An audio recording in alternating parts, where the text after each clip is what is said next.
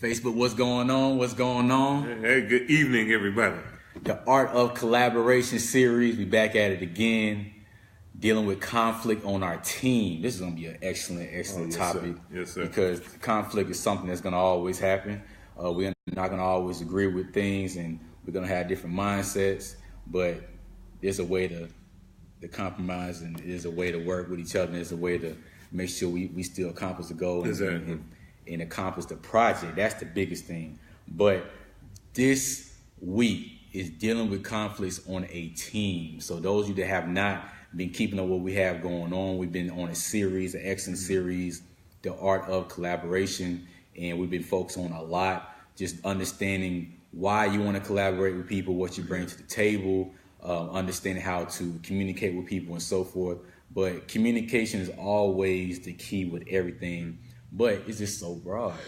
It is, man. It's a lot you can talk about on this subject, but it's necessary, you know. And like you said, we're talking about teamwork, and so essentially, we went from what do you need to do in order to collaborate? Right. Why do you collaborate?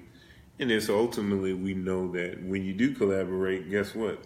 Sometimes there are some disagreements. Exactly. And so you don't want to, whatever it is that you're attempting to build, you want to make sure that you know how to handle those conflicts that take place, so you don't destroy ultimately what you're trying to bring forth. Exactly. So the art of collaboration, dealing with conflicts on the team. If you're joining with us, please just take time out just to share the video. Somebody's going to get something out of this. Invite somebody in, tag somebody. Please share the video and interact with us. Give us some feedback as well, because this is something that's going to be very, very good. So please keep up what we got going on. I think we probably got like 1 or 2 more weeks left with the series. But, man, I'm really, really excited about this. So I think we're going to go ahead and get into it. My name is Dominique Bond. I'm here with Dexter Peggins, who is the awesome brother that I just had to link up with this series. And we just been diving into this. Very, very good, and I'm really enjoying this. I'm really getting some things out of this. But one of the biggest things that I've noticed, I'm just gonna really focus on a lot of small things that I noticed, and we'll just go back and forth with it. But one of the biggest things that I've noticed when we team up and when we work with each other, even if it's just in undergrad and we just got that group assignment, we just all like, oh my God, what we gotta do this, da. But one of the biggest things that we just don't do is with communications. Yeah. We don't set those guidelines and those standards in those order of operations, so to say. And I really do believe that kind of sets the tone for everything, and that allows everyone to understand, okay, this is how communication is gonna flow. This is what's expected from everyone, and it's gonna really help everybody understand. Simple things like deadlines, you know what I'm saying, when something needs to be done, communication, contacting, and so forth. And since we don't verbalize these things, now we have a lot of assumptions. And we get very, very upset when things are not done a certain way that we're used to. But at the same time, the question is, did you communicate that? Did you take time to say, you know what, we're going to meet at this time? You know what, this is going to be your responsibility. You know what, this is going to be your role, whatever the case may be. But really setting those guidelines and understanding, you know what, if all 3 of us got different ideas, how are we going to come up with how are we going to make a decision? What's the voting process and so forth and so forth. So I really do believe if we can, in the beginning, before there's even any conflict, I know the topic is conflicts on a team.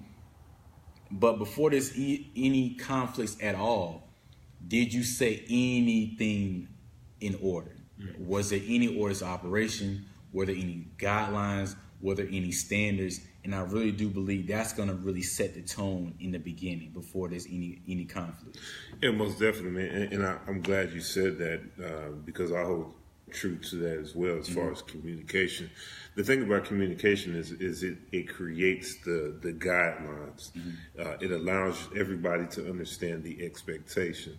Oftentimes we're guilty of holding assumptions that we assume everybody else has.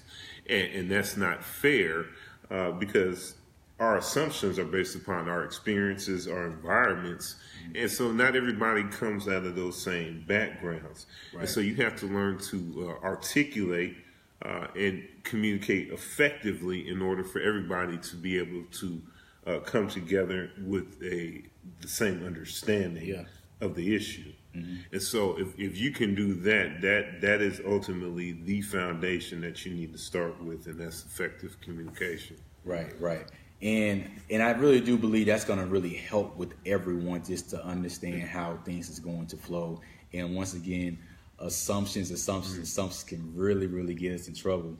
I think another thing is if there is a conflict, I think sometimes when we have a problem, we tend to let it go and then let the days go by. And, oh man! You know what? I'm pissed, but I'm just gonna let it slide for right now. And then there's another problem, and then these problems, they end up building up. Yeah. Or you end up getting more agitated. You're probably not that agitated in the beginning. You just think to yourself, you know what? I'll just let it slide. It's not really getting to me right now. But that's the thing. We want to attack problems. I don't even want to say attack, but really address problems before they become even bigger. Exactly. And I think that the biggest thing and the good thing is that problem is not a big problem right now.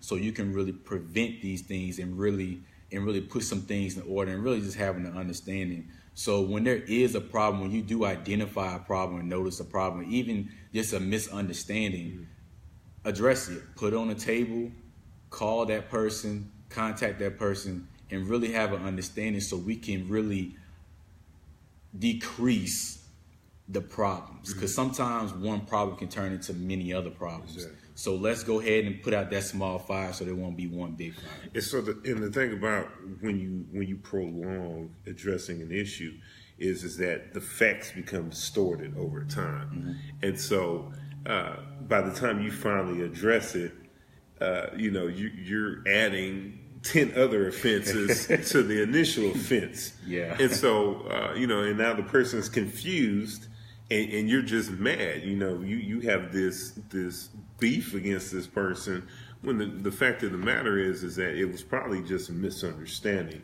that could have been addressed, very early on. And one thing, Dominique, that I believe is that I believe that we haven't always been taught how to do conflict well. We have a tendency to go for the throat when we should be going for understanding. Right. And so if you can get the understanding, I think we'll be okay.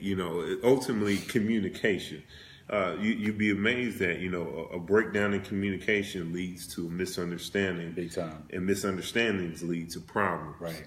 And so, you can nip it in the bud very early on, as opposed to letting it grow, like you were saying, and then now becoming this big wildfire where now you're trying to, put out several issues that really just stem from one issue. Right, and you said create understanding, which is very, very important. Sometimes we just listen to react and respond and not listen to actually understand. I have a social work background, and the biggest thing that I learned in the undergrad in social work is when you're talking to a client and they're expressing themselves, to really take time out to actually summarize what they said, not verbatim, but in your own words, summarize what they said. And this is very important, not just for you to make sure you understand, but that's letting that person know that you really do have an understanding. One of the biggest habits that we have when we're talking with each other is we'll just say, you know what, I hear you, or I understand you. I hear you, I understand you. And just because you're saying that doesn't necessarily mean that you actually understand that person and you're not expressing to that person that you understand. I think it shows so much value in someone else's words when you take time out to explain and summarize what was said. Yeah. You get what I'm saying? And now that person is really having a sense of power and value because you actually understood what they're saying. I think that's very, very important on both sides, for that person to know that you have an understanding, and for you to understand what's actually being said. Because if you do take time out to summarize and be like, no, this is what I really mean. Now that's letting you know, okay, I got it wrong. Now I get it. Yeah. Yeah, I mean, ultimately, man, I love that. You know, you actually took one of my points.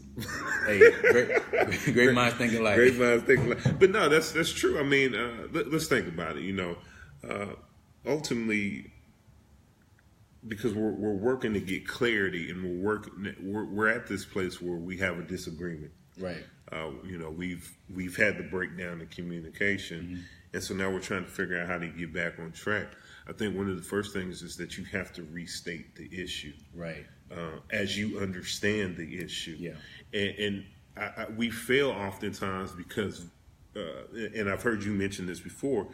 We're not listening to understand. We're listening to attack or to make our rebuttal, and so I have to restate the issue. Dominique, this happened on this day. This is what I saw, you know, and this is why I responded the way I did. Right. And so now you have an understanding of where I'm coming from as I saw the issue. Yeah. And then I ultimately have to give you space to now come back. Exactly. And so you're hearing me, and now we're understanding one another, and now we can start to get back to the root of the matter. Exactly. And we appreciate you all for joining in. What's up, Tawana? What's up, David? Take time out to share the video. We want people to really catch this video. We want people to feel encouraged about collaborating, because it's not something that's easy at all. Please share. And we're talking about dealing with conflicts on a team, because when you do collaborate, there is a possibility there's going to be some conflicts. There's going to be some misunderstandings. There's going to be some disagreements and so forth. But now the question becomes, how are you going to deal with that? So I think one big thing, and even if you read the Bible, be slow to anger. I think that is so important. Be slow to anger, be slow to frustration, be slow to irritation, because once we get to that level, it's a lot that changes that we're not aware of. Yeah. So in the military, we taught to maintain our composure, because when we don't maintain our composure, everything else that we know just goes out the door. You know, so now it's just react. So when we are lacking that patience and we are angry, we are so frustrated. I'm not saying that it's wrong to be angry, but it's just a certain level of anger. You get what I'm saying? And when we get so angry, now it affects the way we process information. It affects our body language. It affects our posture. We probably not looking, no eye contact. We probably in defense mode, and we may even look like we might about to attack you or hit you in the face or whatever the case may be. Yeah, exactly. And that's going to really affect the whole communication and affect why you all actually came together. So if you can just do your best just to understand when certain things happen, how do I respond in these situations? How's my body language? How's my eye contact? How's my language? My word selection and so forth. Some of us, we just automatically shut down when people start cursing at us. People body language look a certain way. People say certain things about us. It's just a trigger for some of us.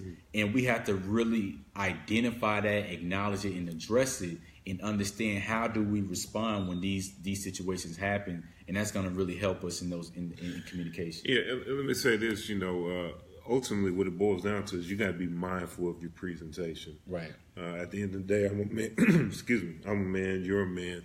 And so, we can't just go disrespecting or mishandling the next person.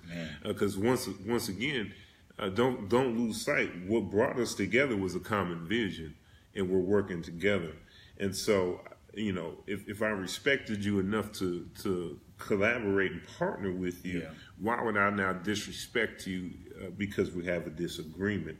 And so if your presentation is wrong, even though the issue that you're highlighting might be valid, still be, use tact in your presentation, because the last thing you want to do is resolve that given issue, but sow a seed where now this person becomes your adversary. Exactly. Where now everything you do, they look at you as an opponent as opposed to as a partner. Yeah, exactly.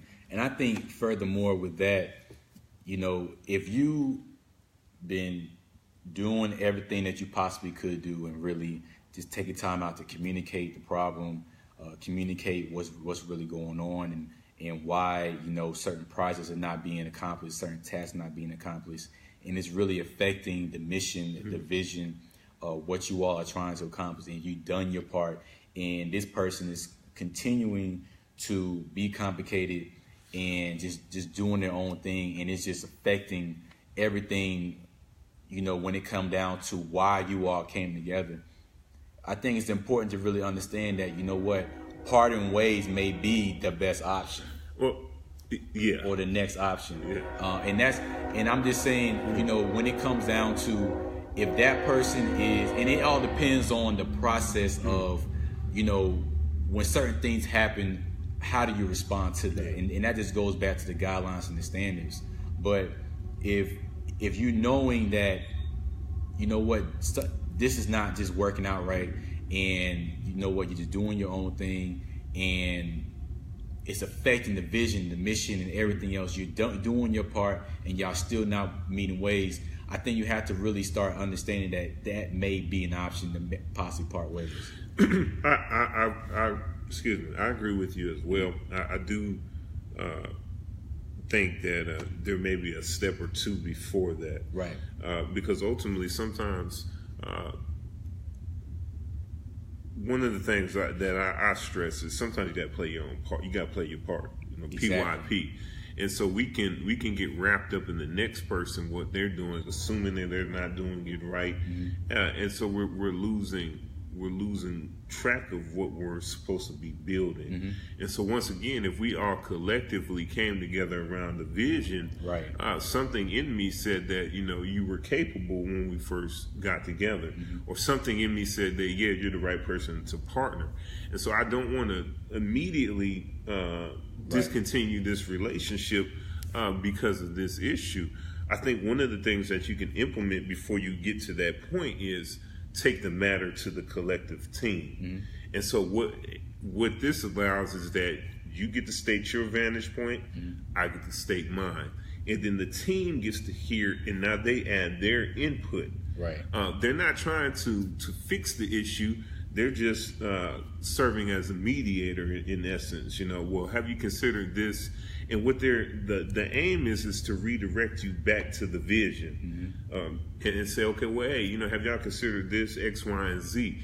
And then collectively, you and I have to come together and say, okay, well, yeah, you know what, maybe I did see it the wrong way. Let's talk about it. You know, maybe I can readdress, you know, some of the things that I'm doing, so that this won't be an issue anymore.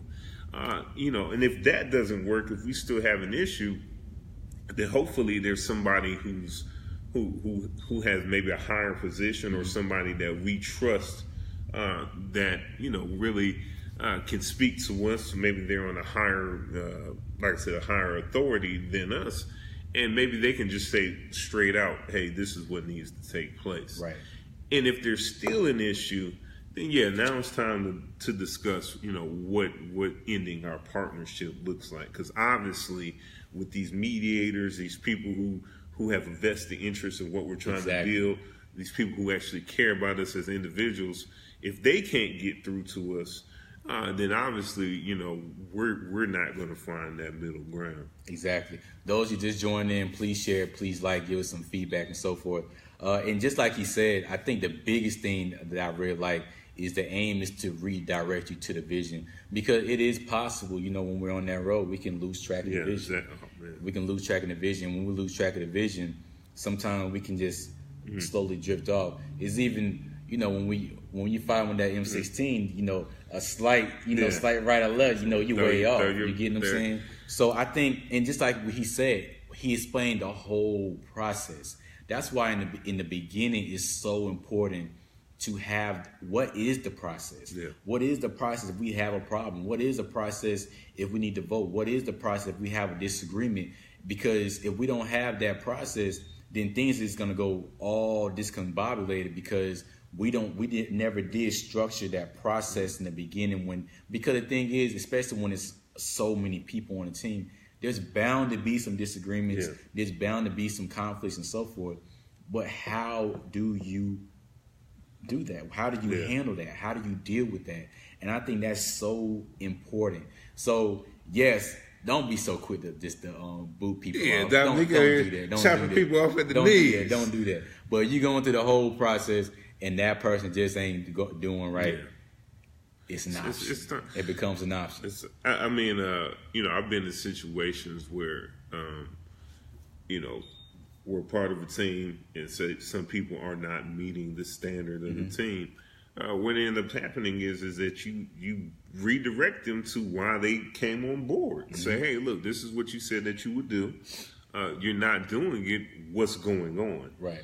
And then give them the opportunity once again to say, okay, well, you know what? Actually, I want to be a part of it. I don't understand, exactly. And once again, that goes back to the communication piece. And maybe there was a simple misunderstanding, or they can say, you know what, this ain't for me. And so there's no hard feelings when we part ways. And so ultimately, we don't want to fall out of relationship with good people. At the end of the day, good people sometimes aren't great partners, right. And so we could still be friends. We could still maintain a relationship, but we could still pursue the vision, on a separate channel. And so, it's important for me to. I'm a big proponent of maintaining relationships, but being truthful in those relationships.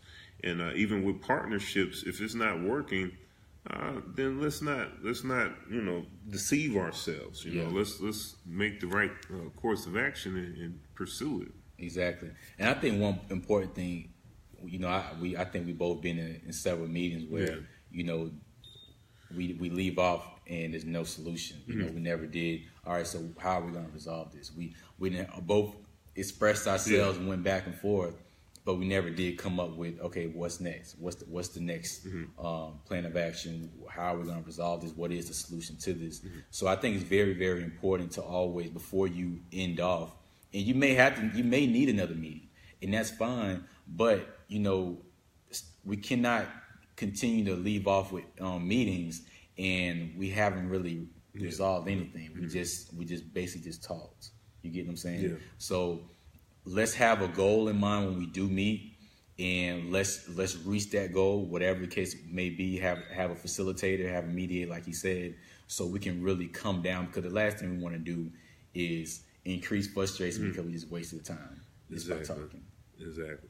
And once again, what it really boils down to is what brought us all together. Yeah. And it was the vision. And I love how over these last couple of weeks we've been very intentional about, laying the sequential course. The vision brought you together, And so if the vision is still the most important thing, then hopefully we can resolve all of these issues that become a hindrance to fulfilling that vision. Exactly, because we just can't make it about ourselves. Yeah. And I'm really loving the Art of Collaboration series. I really hope people are going to be more encouraged, more motivated to say, you know what, I've been, hesitating about contacting this person. I've been hesitating about developing a team, but you know what, for me to accomplish this vision, for me to finally launch this project, for me to do whatever the case may be that's on my mind that I'm really dreaming about, I'm going to have to bring somebody on board. I'm going to have to partner up with somebody. I'm going to have to develop a team.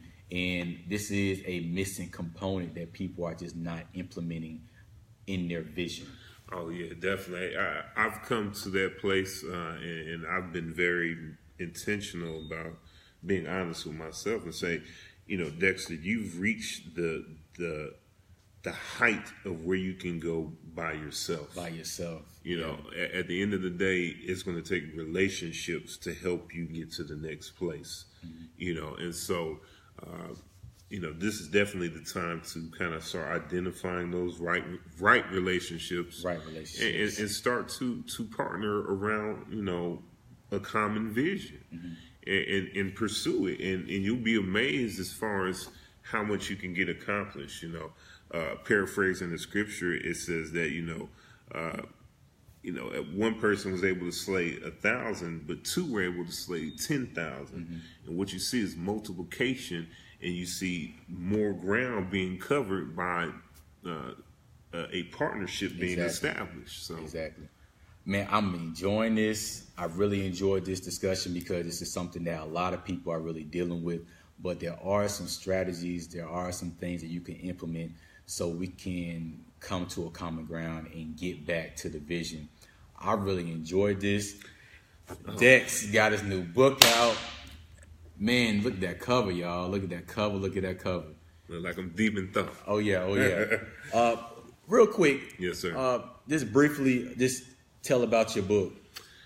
Oh, yeah. So Perspective is my newest book. And in this book, I'm really talking about social issues, emotional issues that really hinder us from stepping out and becoming the person that God has called us to be. That is really the heart of the message I really feel resonating within me is that your greatest responsibility is to become, is to become the person that God called you to be. And so we're talking about emotional issues that keep us in bondage. We're talking about when you overcome those emotional issues, what are your responsibilities? Right. We're talking about being set up for success. And so these are just several really short stories from characters in the Bible that I hope that you can identify with. You can see yourself in their shoes, and you can see their response. And hopefully from their response, you can begin to implement those same things in your life so that you can get about the business of being the person that God has called you to be. Awesome, awesome, awesome. Perspective, make sure you get that. That's his second book. My book is out, Executing Your Vision. We do talk about developing a team and executing your vision because there's some basic things I really want people to implement so they can finally execute their vision, finally launch that program, finally launch that organization, that business, whatever the case may be. And I really want people to be successful. And I really do believe this book is going to really give people the steps so they can accomplish their vision. My name is Dominique Bond. I'm here with Dexter Peggins. I'm trying to pull up Dominique's book because I read this thing. Book. Kindle don't want to act right tonight. It's all good. I'm gonna drop the link. I'm gonna drop the link so you all can check it out. Please, if you check out his book, leave a review. Leave a review on my book, Executing Your Vision, and let us know how you enjoy it. There you go. You see it? Hopefully it comes up. It's too bright. But hopefully you enjoyed this. Please share. Please like. And please give us some feedback. Once again, we really appreciate your time, and we are out. Thank you so much. Blessings, everybody.